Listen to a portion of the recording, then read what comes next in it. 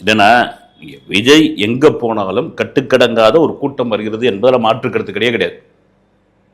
அவங்களுக்கு எவ்வளவு தூரம் சொல்லியும் பார்த்தாச்சு. விழா ஒரு ஒரு மேடையிலே விஜயே சொல்லிட்டார். எப்போ பைக் வேலூர்ல என் வீட்டிலேருந்து இங்கே வரத்துக்கு 4.5 மணி நேரம் ஆச்சு.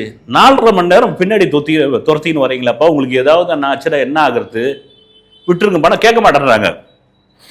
அப்படி ஒரு வெறி பிடித்த ரசிகர்களாக இருக்கிறார்கள், தொண்டர்களாக இருக்கிறார்கள். ஒன்றும் பண்ண முடியாது.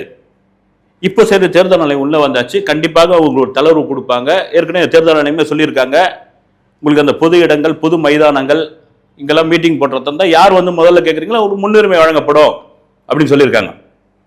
இந்த நேரத்தில் மறுபடியும் அதே ஃபோர்ஸோட இறங்கி இன்னும் கூட்டம் கட்டுக்கடங்காமல் வந்து இல்லது எதிரிகள் மூலமாக ஏதாவது சூழ்ச்சி நடந்து மறுபடியும் ஒரு பிரச்சனை ஆயிடுச்சுன்னா அந்த பிரச்சனையை சமாளிக்கிறது எப்படி? இந்த 30 நாள் அரசியல் ரொம்ப முக்கியமான அரசியல்.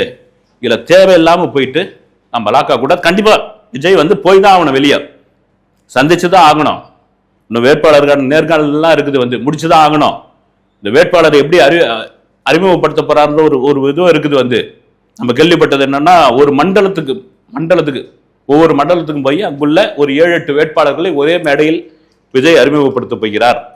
அதுக்கு இடையில ஒரே ஒரு மாநாடு ஒன்று நடக்க போகுது அப்படின்னு இவ்வளவு டிசைன் பண்ணி வச்சிருக்கிற இந்த நேரத்தில் இவங்க சொல்றாங்கன்ட்டு ஊர்ல படுத்து கிடக்குறியே, நீலாங்கர வீட்டில் வந்து கால் நீட்டிக்கிட்டு இருக்கியே, இந்த வெயில் ஒத்துக்கலையா விஜய், பயப்படுகிறாயா, தேர்தல் ஆணையம் தான் வந்துருச்சு, போன இதுதான் திமுக கவர்மெண்டா இருந்தது, இப்பதான் வந்தாச்சு, ஏந்து வெளியே வாங்க, ஏதோ பண்ணுங்க, எங்க சுணக்கம் ஆயிட்டீங்களா, விஜய்க்கு சோம்பேதனம் ஆயிடுச்சா, விஜய்க்கு அரசியல் வெறுப்பாயிடுச்சா, இப்படி எல்லாம் கேள்வி கேட்டுக்கிட்டு இருக்காங்க. இது காரணம் இப்படிதான்.